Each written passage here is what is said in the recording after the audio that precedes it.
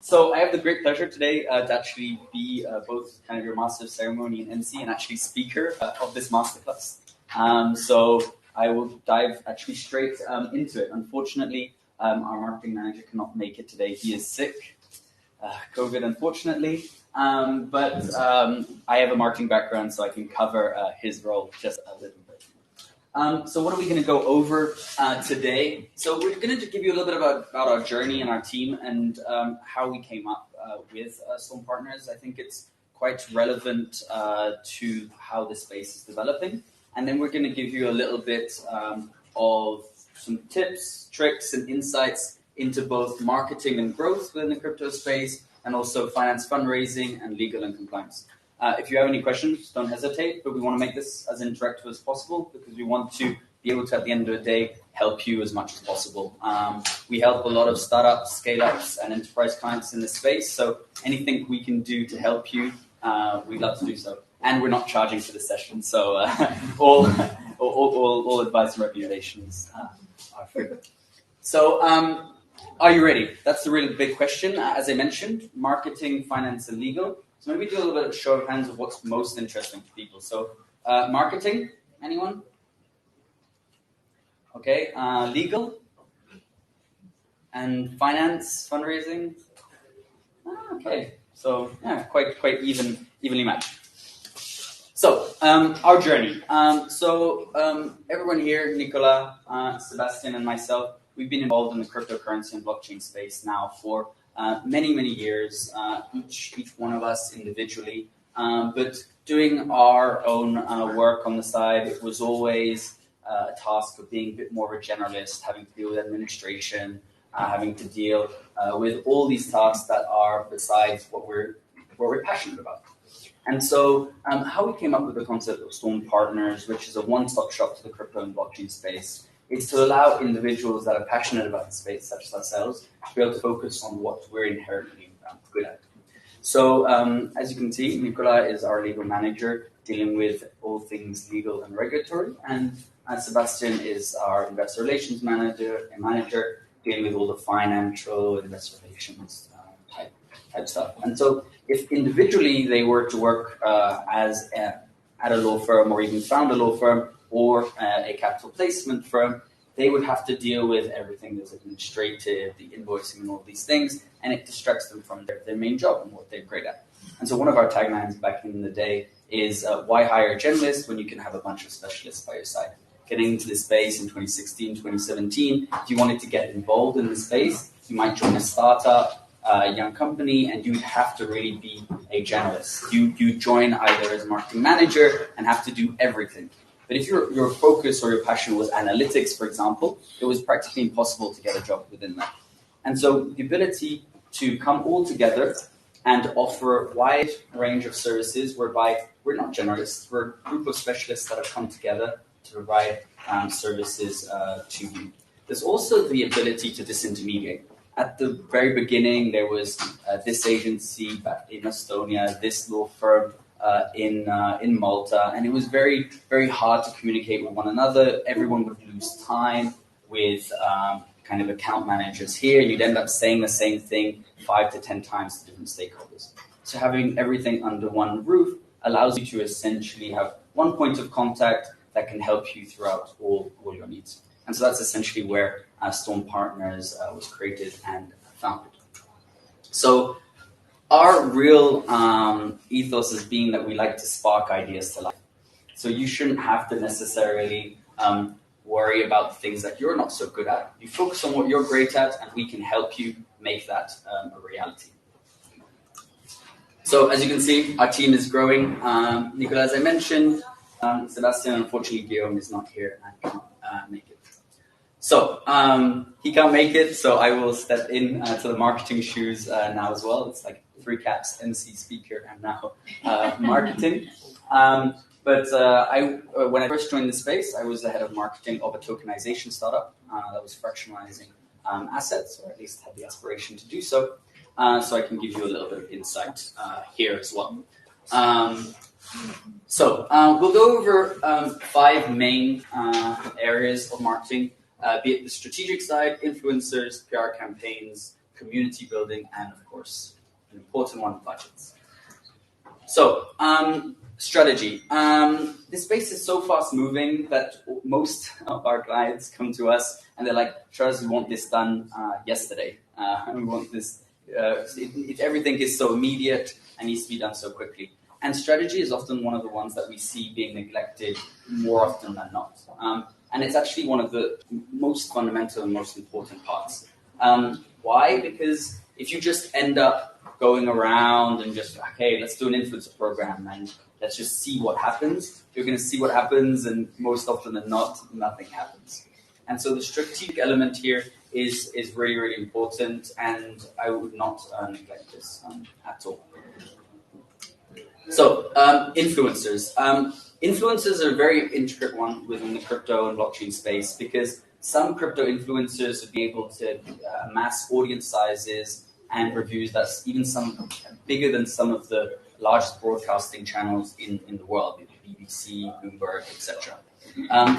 They're also the ones that have been able to convert the most, because an influencer has started off as just being a normal person that is there sharing on their social media channels insights. And so you have a more close feel to this person, or at least at the time you did, whereas maybe a media outlet, you kind of see it as a big entity and you don't have a personal connection to them. And so these smaller communities have essentially been, you've gained their trust, and so pushing various content through influencer marketing has helped a lot.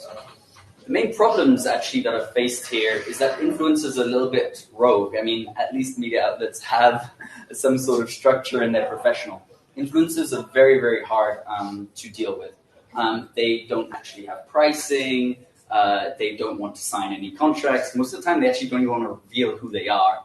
And so it's very, very hard to do this. It's one of the ones whereby we would recommend, or at least in our experience, if you would like to engage with influencers on your own, don't approach hundreds and just be like, oh, this person has 100K followers. He's going to be the best person to promote my project.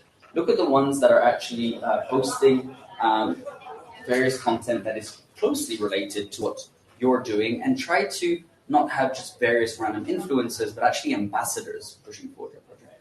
If you have influencers that believe in what you're doing, and actually have some connection to it, they're going to be promoting you in a much closer way.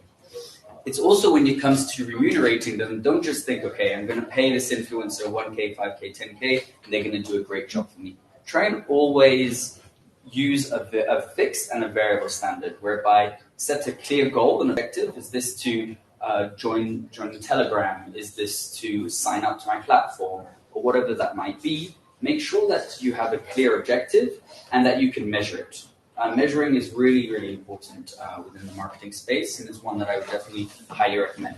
Once you're able to actually measure the results, you can give them, okay, for every sign up that you get, I'm going to give you 10 euros extra.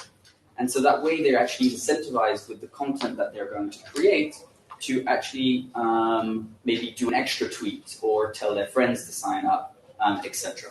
And so then you can even use a staged approach whereby, okay, you're going to get 10 euros per sign up, but if you get 10 signups, you will get an extra 50 euros. And if you get 100 signups, we're going to give you this as a bonus. So having maybe even a stairway approach as well to add on rewards really helps. And most of the time, these influencers are quite financially motivated, so they will kind of be enticed towards this. So now if we go on to public relations, and one that is more, let's say, media outlet focused, I think a lot of our clients come to us for brand recognition. They want to be the next Cardano, Tezos, Polkadot, you name it. And they're always like, yes, we need top tier media presence. We need to really be there and actively present. And so this is one that we get quite often, but sometimes they just want to pay for media, and it's like, okay, we just want to be there. I think here, from a strategic point of view as well, you need to think about, okay, what value are you bringing through what you're going to be broadcasting into the world to the audience? just a random announcement like, yes, we've announced that we're having a partnership with this person or that person. What impact is that on the market, and what are you actually doing with this? I know there's some media outlets here in the room. I know that they don't necessarily want to just be pushing announcements all the time because everyone has something to announce. I think in the age of social media that we live in, we all like to speak not only about ourselves and what we're doing, so everyone has something to say. So thinking about what impact that can have and what is the wider picture, and thinking about how it can benefit not only yourselves, but the audience, and also potentially even the media outlet in question, and how they can benefit from having this awareness as well. So definitely public relations is a great one. Social media and community. Community building is one of the most important ones in marketing in the crypto and blockchain space. In my opinion, it's important because you have all these factors such as FOMO, hype. You've probably seen recently with Shiba's increase in price, which is honestly a little bit ridiculous, but you see the actual power that the people have, I think, within the crypto blockchain space. So building a good community here is quite important. This can be coupled with growth hacking, whereby you have the kind of white hat, black hat marketing efforts. Those that don't know, white and black hat can be essentially the more ones that are seen a little bit more maliciously, like buying followers, and ones that are more, let's say, using AI algorithms to get followers. So I would definitely advise against buying followers. It doesn't make much sense. Those individuals that have been in this space for some time seen a lot of accounts being at the hundreds, thousands of followers. One thing, of course, it does bring a certain brand recognition for those that don't know. Maybe retail audiences, they see it and they're like, "Wow, this is fantastic. There's a lot of followers here." And then if you scroll down in the tweets or in the LinkedIn feed and you see that there are only 1 or 2 people that are liking, everybody can see that there's something fishy there. And at the end of the day, social media is meant to promote your project and support you in what you're doing. And here again, I really think about the value that you're putting forward to your audience. What are you actually bringing to them? I don't ask your audience to sign up on our platform straight away, because you haven't really brought them anything. Everyone wants you to sign up on their platform. So really try to think of an innovative way to bring value. Is that through news?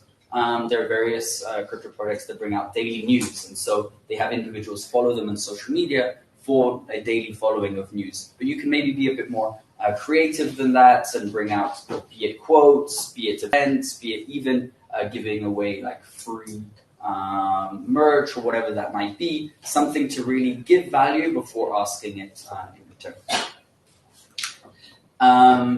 Great, and the last part I wanted to discuss is budget. This is always the most difficult one to mention to any of our clients and partners, is actually that demon question. Okay, so what is your budget? And they're always like, it's not about budget, it's about the value. We can pay if we need to. So one of the things that I would mention is that marketing takes a certain budget.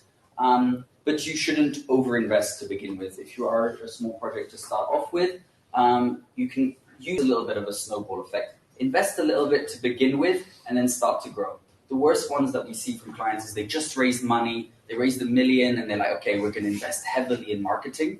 And then they see things gradually start to build up. They have no more budget, and then it drops significantly. So try and really grow in the right way.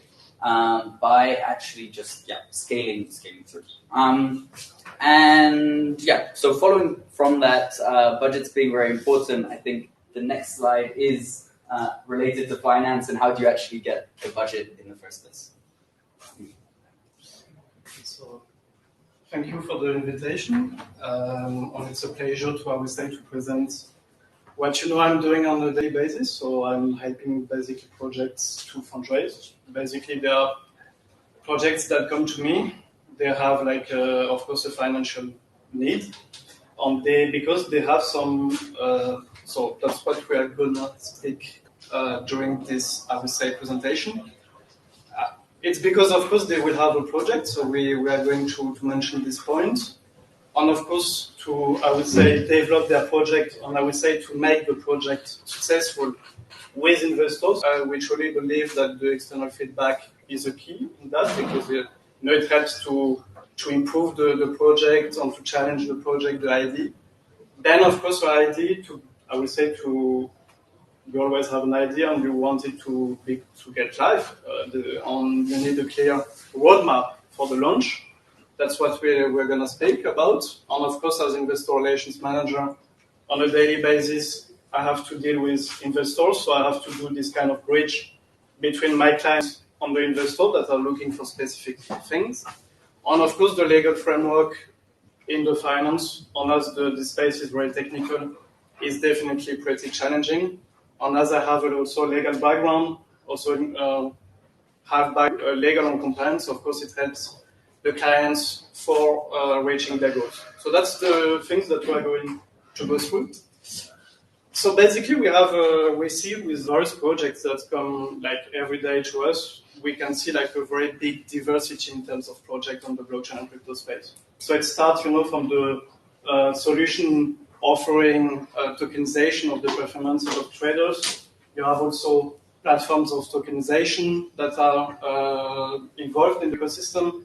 As you know, so NFTs, metaverse, all these, of course, projects are coming to us on a daily basis. But that's a challenge also, because the NFTs, you don't have only one platform of NFT platform on the market. You have like plenty of NFTs platform every day that are launching. So for these reasons, it's pretty challenging when we are entering into a project to make our partners, or the client that we help, to make clear, please make your unique, selling point, USP, very clear, because that's, I would say, the really basic to gain the interest of the investors. Of course, if it's not like clear enough how innovative is your solution, it will not, I would say, facilitate to create traction on the side of the investors. That's why on a daily basis, we are here for our clients to help them with their project. We need to understand what's the original idea is, because we are focusing, I would say, most of the time on early stage projects. So that's projects that are launching. But with the time, we see that because they have some urgent, we always have as entrepreneurs urgent tasks every day. The risk is that with the time you lose your end point. On having an external feedback, it's definitely a key to keep this end point, I would say, in mind. Then what we also can see is that one also a mean that's unable to keep this end goal in mind is, of course, the roadmap, because the roadmap is the key element also to see how is your project gonna be I would say, alive, how it's gonna, I would say, move with the time, and what also you need to make it evolving. And that's also pretty challenging because at the beginning, you have this idea, and with the time you see that it's also changed. When we go to investor and we try to teach the projects, so it starts with the presentation of the project. The goal is, of course, that they can teach directly to the investor their project, so they can see if an investment will be possible or not. And that's where we are here for. It's because when you're dealing with an investor, the first thing also that you're gonna tell, it's something also that the investor will remember with the time. And it's sometimes because we are also in an ecosystem where entrepreneurs are, I would say, pretty also young. I already had some experiences where one of my clients was speaking about to the investor. He, I would say, really wanted. And when the investor came to the point, what can I do for you?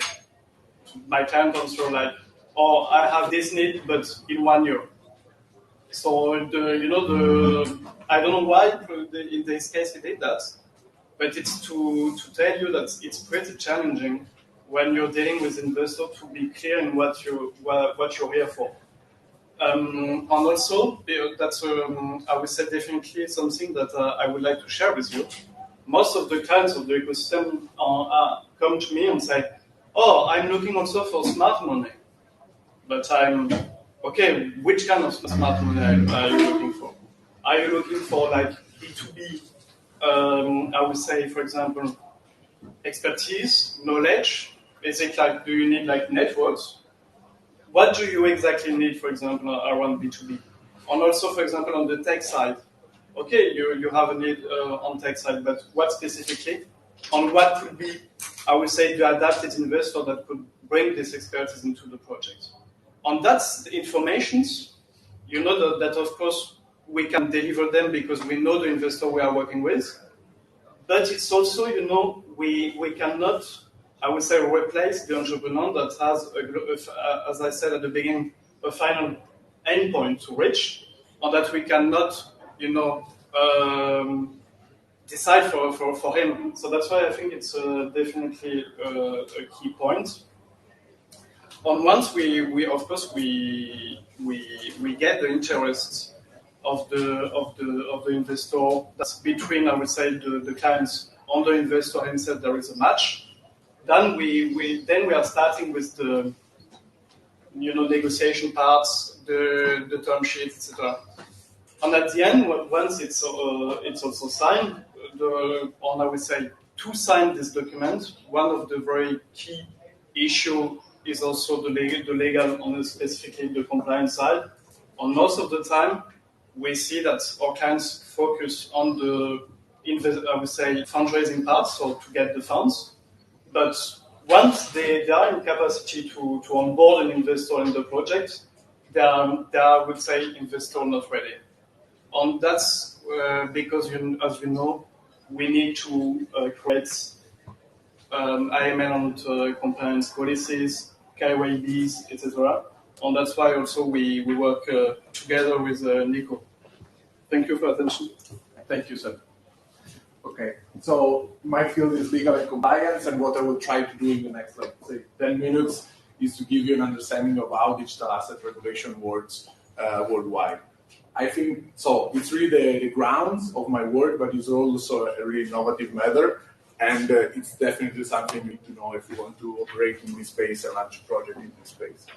So first thing to understand is that there is not much legislation around crypto assets. Legislators started understanding this word basically a few years ago. Now there are some provisions, there are some jurisdictions, there is Liechtenstein, there are also some offshore jurisdictions, Bermuda, Bahamas, that have a proper legal framework for digital assets, for digital asset issuance, for service providers. Even the European Union has AML provisions, but a comprehensive legal framework is still something we have to see. But it's important, let's say, to understand how digital assets qualifies in existing legal frameworks in order to understand what are the rules for your business. So the first thing you need to understand is the token qualification. So tokens, they let's say, the starting point is Bitcoin, and Bitcoin is a type in itself. But then the space evolved, and this is also probably the main reason for why legislators were finding it so difficult to regulate this space, because it was always evolving and moving, and they were not understanding what was going on. Now we have different, let's say, classifications, different categories of tokens. And in particular, this is why Switzerland is also a leading jurisdiction in digital assets, is because FINMA, the Swiss financial regulator, among actually the first, it was the first financial regulator in the world to publish some guidelines, which are not legislation, but they are guidelines, and they clarify, okay, according to our understanding of the space, there are three categories of tokens: payment, utility, security. And according to the rights that the token attributes to the holder, we can qualify the token as a payment, as a utility, as a security, and we can so understand how to regulate this and how a business that involves this token in its activity should be regulated and what kind of legislation should apply to it. Of course, I think you have a pretty much understanding of the different categories of the token, so I will not dive in a lot, but just for me to say that still there is not that clear the boundaries between those categories. There are a lot of possibility of hybrid tokens, in particular hybrid payment utility. Security is something a bit different, but still also around security there is a lot of uncertainty, and also most important, it can change. It can change from a jurisdiction to another jurisdiction. For example, you all, I think, know that United States is the most restricted jurisdiction with regard to, in particular, security token. Why? Because United States is a common law jurisdiction. So rather than having provisions that give you a definition, like in civil law, they base on cases. In particular, the case, I will not make the whole story, but the case for qualifying a security is how we test it. It's based on a sentence of the Supreme Court of the United States. But basically, they apply this situation to a token, and they try to understand if it qualifies as a security or not based on this previous case. And according to the understanding of the SEC, basically every utility token qualifies as a security token. So it's really difficult to carry out a token offering in the United States or with customers from the United States of America, because this is another thing it's really important to understand. So there are two different views about financial market law. Either I'm based in Switzerland, I do my offering in Switzerland, you are from the US, you participate in my offering, so you are coming to Switzerland and Swiss law applies. Or given the fact that I'm offering my token worldwide, I should be compliant with all the regulations of the single country. So if I offer my token in the United States, I should comply with the law of the United States. Also, this matter is not that clear. So you have to, for example, with regard to my clients, usually I suggested to avoid offering tokens in the United States just for But I mean, does offering tokens mean that you list tokens in the US exchange, or is it the existence of the token and offering? Offering is primary market. So I'm just selling the tokens. Could you repeat the questions aloud for the stream? Okay, I need to repeat the question. Yeah, so the question was if the listing of the token in the US, or I think also in a US-based exchange, means that the US law should apply. So it's not that simple to... Yeah, sorry. Oh, I didn't mean to interrupt you. Oh, please. I was going to say, what about to a U.S. person living in Switzerland? For example. It matters the country of residence. Okay. So a U.S. person living in Switzerland is fine. Okay. Yeah, with the US, it's more complicated. Yes, a US person living in Switzerland can buy and purchase coins and tokens without any issues, but he is and remains a US person, so you have tax implications. Yeah, that's also true, because the United States is a particular jurisdiction from many points of view, also from the fact that if you are a US citizen, although you are not living in the United States of America, you have to pay taxes for them. But okay, that's a really special thing for the securities law. If it's a non-resident US person, you're generally okay. If it's a resident US person, then you have an issue. Okay, but to answer your question, so it's not that easy to say, but the point is this: we have to differentiate between primary market and secondary market. Primary market is the offering. So the token is not listed, I'm offering the token to people. And secondary market is just the trading of the token on exchanges. Actually, secondary market is way more easy, because if the offering has already been made, for example, I do my offering in Switzerland, I also obtain a FINMA action letter which confers the qualification of the token as a utility, then most probably Coinbase or Kraken will accept the listing of the tokens, and it should not basically triggers the applicability of security obligations. So this is really the point, regulatory implications. So given the qualification of the token, you have to understand what are the implications there. Of course, most of the implications are for security tokens. Now in Switzerland, we have a quite good legal framework for security tokens.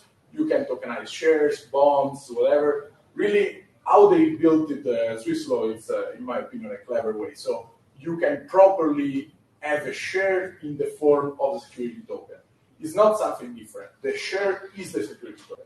And you can have a DLT market infrastructure. The last part of the Swiss law around DLT was entered into force on the 1st of August. So now there is the possibility to apply to FINMA and obtain a license as a trading venue for security tokens and also, of course, for the other crypto assets. Otherwise, if you don't offer security tokens, if you offer utility tokens, still AML regulation should apply to you, and you should comply with those kind of checks. Let's say, luckily, AML provisions are quite harmonized worldwide. So basically, the obligations are similar, and what I suggest my clients to do is to trust a third-party service provider, someone that provides full compliance check. They don't have to really worry about it, and they can do what they do in the best way they can, and feel so somebody else takes care about the KYC and KYB. Then there are also other problems with regard mainly to DeFi projects and token, which is collective investment scheme. This is actually a big topic. I will give you some brief insights, but the point is that if the, let's say, value of the token, if the project itself is meant to appreciate the token over time through some means, buybacks, and so on, it could trigger a collective investment scheme. So you have to be really careful about the characteristics of the token you want to launch. Compliance requirements. Yeah, is a bit, let's say, following the previous topic. So, yeah. Sorry, just that I can follow. So, either use, so if you're a legal entity in Switzerland and you would like to launch your token, that's one case, and then that token can be listed on different exchanges around the world. That's sort of another step. What if I am just a private individual and I want to launch a token, a DAO, for example? And so first of all, am I then somehow doing something illegal? B, what if I want this token to be listed on Binance in the US or so? And so usually for the listing of tokens, I agree with you. Yeah, so he was asking if you are doing something illegal if you, let's say, launch a token which is not compliant or you don't know if it's compliant or not. So let's say this. Illegal means criminal.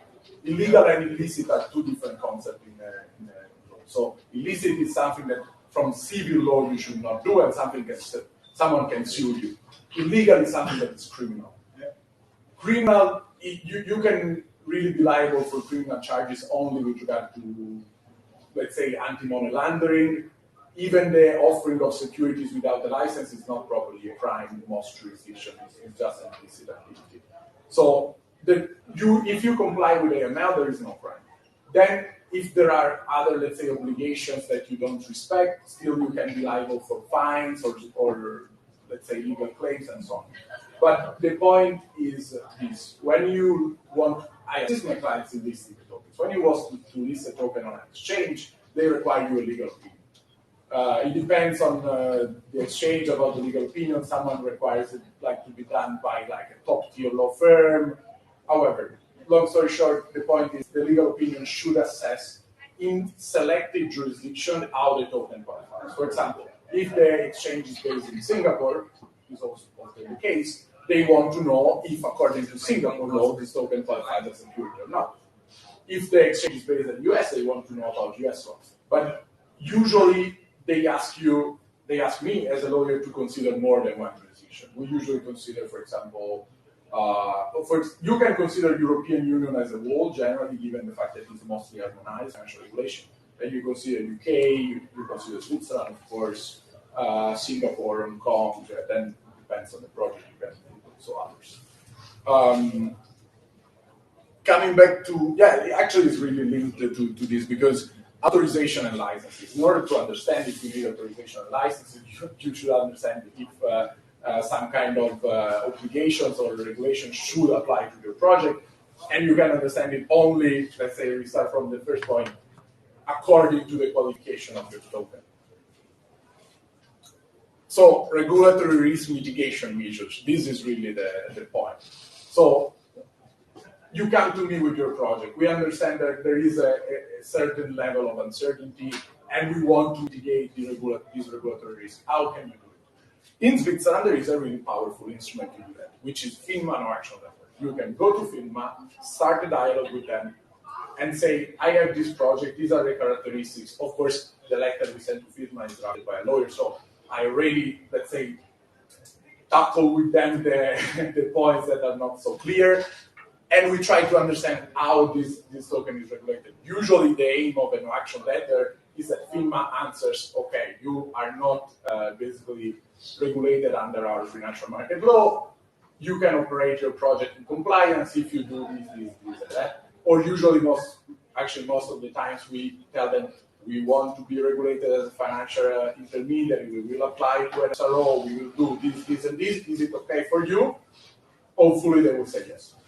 Then there is counterparty due diligence. This is also a really important part. So in particular for private sale and so on, if you have to mitigate your risk, you have to check who are you selling your token to, who are these people, are they qualified investors, are they not, if they are not, are they consumers, what kind of regulation can you apply, also what kind of KYC and KYB checks should you do with them, and also let's say check where are their funds coming from.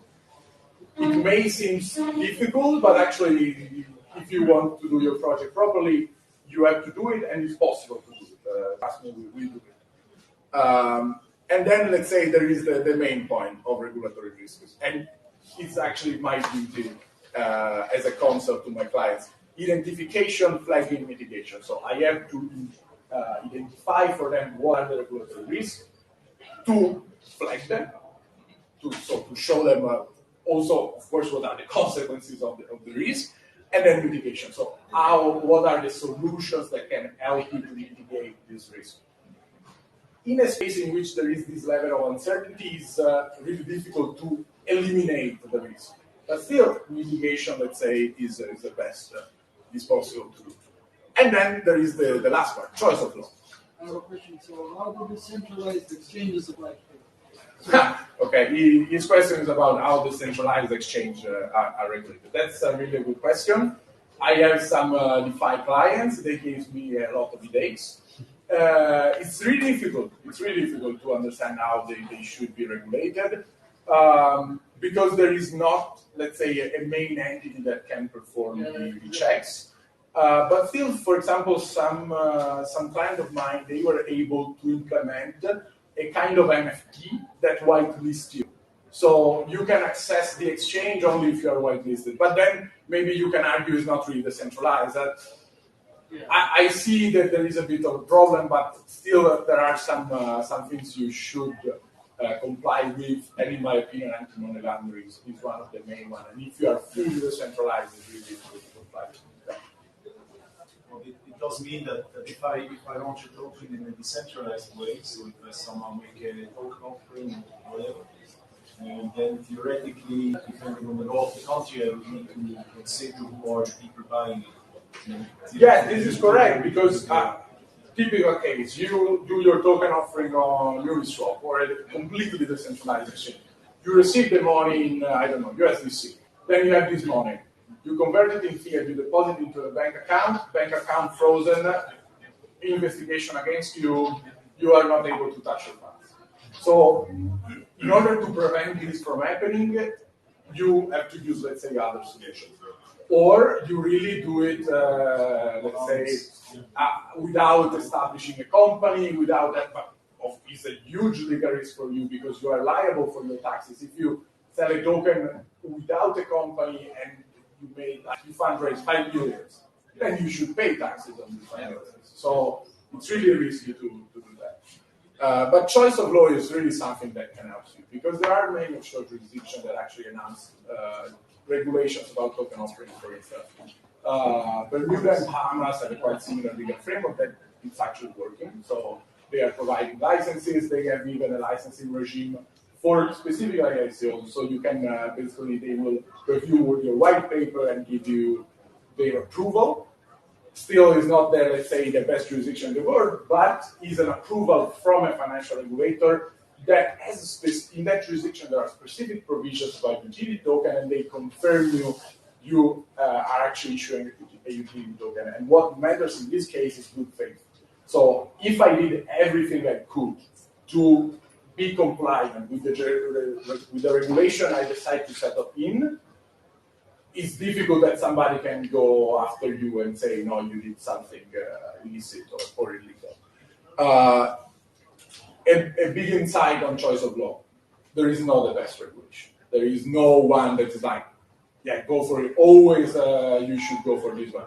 We really need to assess the characteristics of your project and to understand, based on your characteristics, what's the best jurisdiction for you. For security token, for example, Switzerland is an amazing jurisdiction, in particular in March. For utility tokens, it depends. It depends really on the token and on the budget you have. Because Switzerland, let's say, for utility tokens are expensive and also a bit long to obtain premium no action letter, but still it can be done. A client of mine is a launchpad. They were based offshore.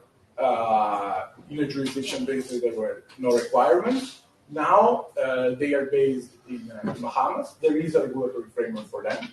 There are obligations they need to fulfill, but they now are able to operate in full compliance with the regulation. So they established an office there. They have some people there, not all the people, but still some people, and it's working fine. This is how basically to do it. And probably also in the future, in the near future, many other countries and even European countries and so on will enhance regulation about these things, because let's say small jurisdictions are usually at the forefront because it's easier. The legislative process is easier. To pass a law in the European Union is a nightmare. They have proposed 2 regulations about crypto assets, and still it's probable that this regulation will not enter into force for like a couple of years in this space. A couple of years. Not the person that should tell you, you already know. A couple of years is actually really long time. So yeah, I think that's it. Thank you. Thank you. I think it's only in Switzerland that the legal part is the most interesting.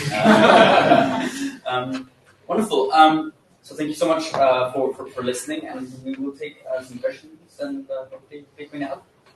Yeah, which jurisdictions do you cover that? So Switzerland, European Union, mainly myself. But we work with partner lawyers in Cayman Island, in Bermuda, in Bahamas, in Singapore, and in Hong Kong.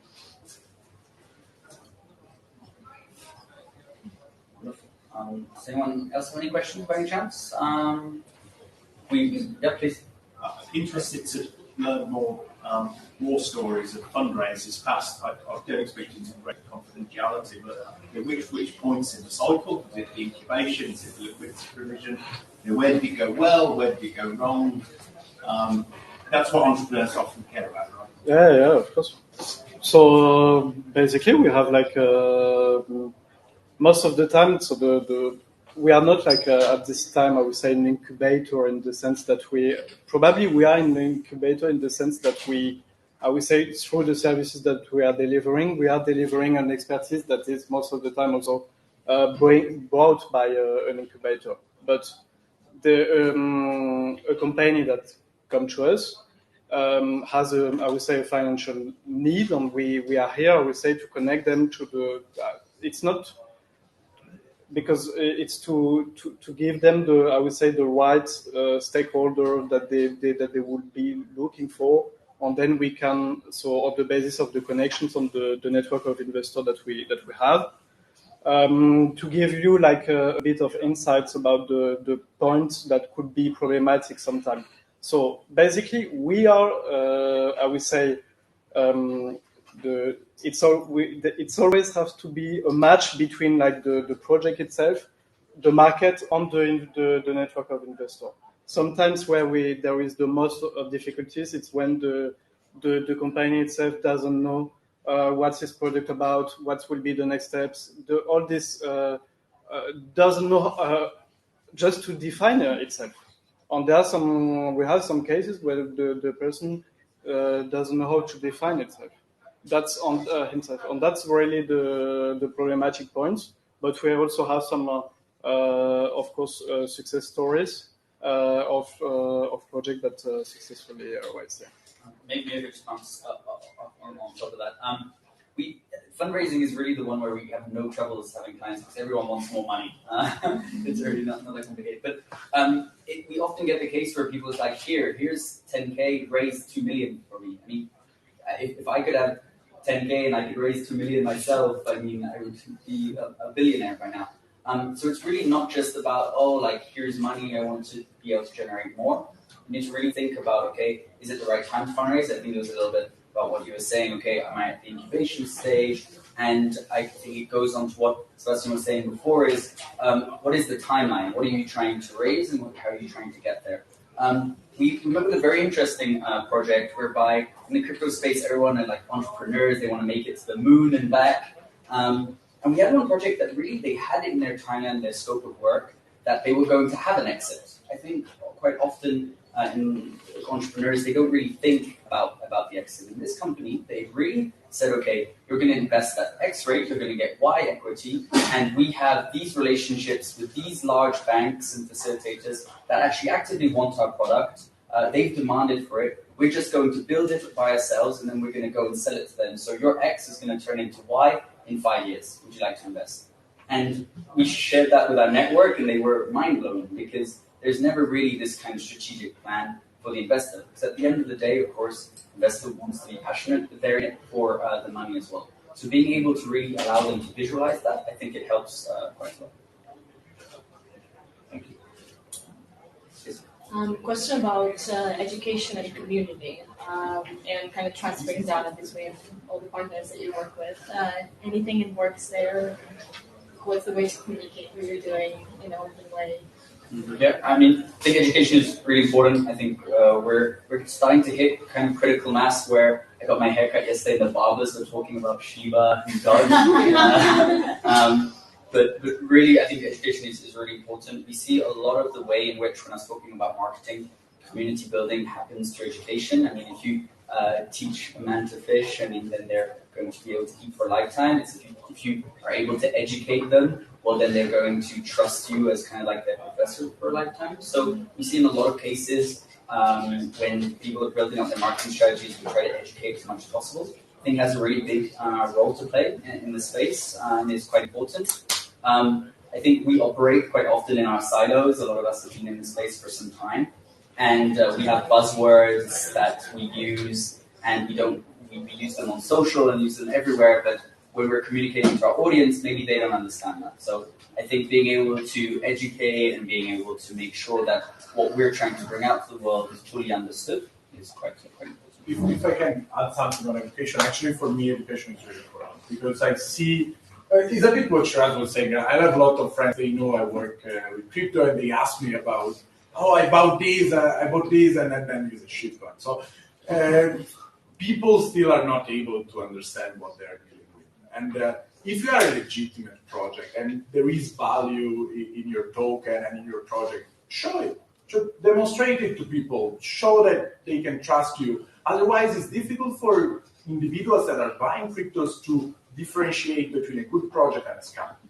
And still there are scams that, not as some years ago, but still there are scams. And they ruin the game for everybody because then people lose confidence in crypto. And also regulators, they are really keen on finding new scams and then say, yeah, you are all criminals. And so education of your public, of your own communities, it should be a priority for everybody. And I think that's where kind of media outlets such as CoinDesk come into play to really be able to establish this in the market and be able to help people that want to get involved, such as my mum, to be able to really understand what she and everyone else is doing. I wanted to ask, in terms of the clients that come to you with that specific projects, how do you do your own due diligence to take those clients where they want to? Like, how do you assess, okay, yes, we like these guys, we're going to help them reach what they want, and this don't really like these guys because they actually, it's something that we have discussed many times since we have started the Storm Partners. We start with it. It's the first thing we do. You want to work with us? Okay, we do a regulatory assessment on you. So the first thing we do is a due diligence on you, but even, for example, sometimes it's not even their fault. So I have clients that are, let's say, a group of young developers that came out with an idea and a token about them. And then I said, okay, let's do a regulatory assessment. Let's look into your idea. The idea is not a scam, okay? But still, maybe it's a collective investment scheme. And I tell them, look, guys, to be regulated as a collective investor, like as a trustee or an asset manager is really complicated. You have to be aware of this. And they tell me, okay, but maybe we can incorporate in some like shady place in which nobody is able to track us and do it. And I tell them, okay, bye-bye. Do it. Maybe if I just bounce off on that, I think there are two things. I think firstly, there is a little bit of gut feeling. I mean, we have been in space for quite some time. You can tell if somebody is there's something wrong in what they're saying.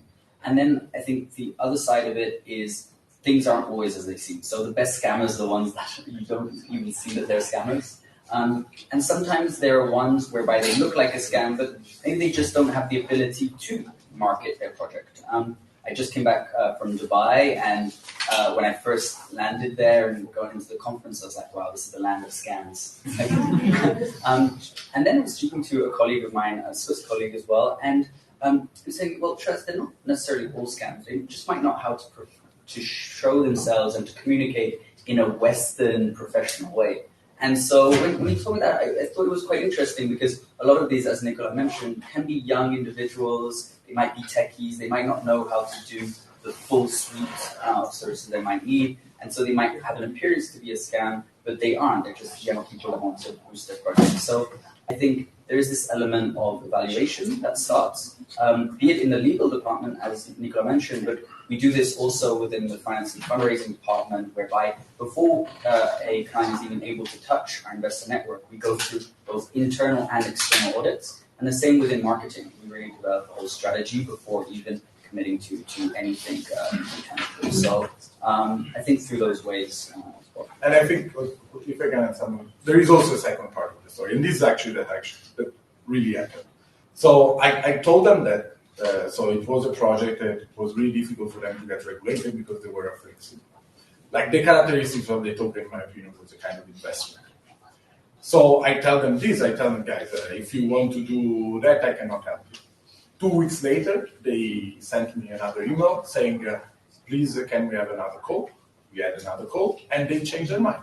They said, okay, but no, we want to do it in a proper way. So one thing is to select a jurisdiction, because in that jurisdiction there is a legal framework that is better for you. One other thing is to escape on an island. They are really two different things. The first thing is the correct use of law. You can use the jurisdiction which is better for your project. The other one is an abuse.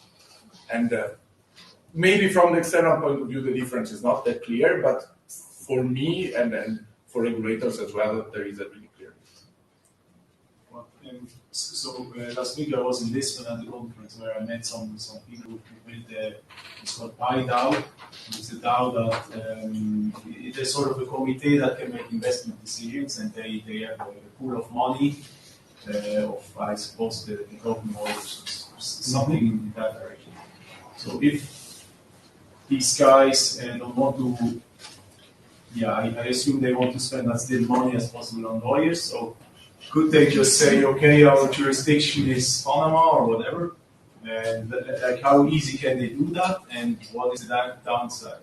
So with regard to a project that wants, like, is a kind of a DAO, an association that wants to collectively invest, it's really hard to save money on the legal side. It doesn't seem suggestible to me. To be honest, I wouldn't say there is a solution for this kind of thing. This is a kind of a red flag.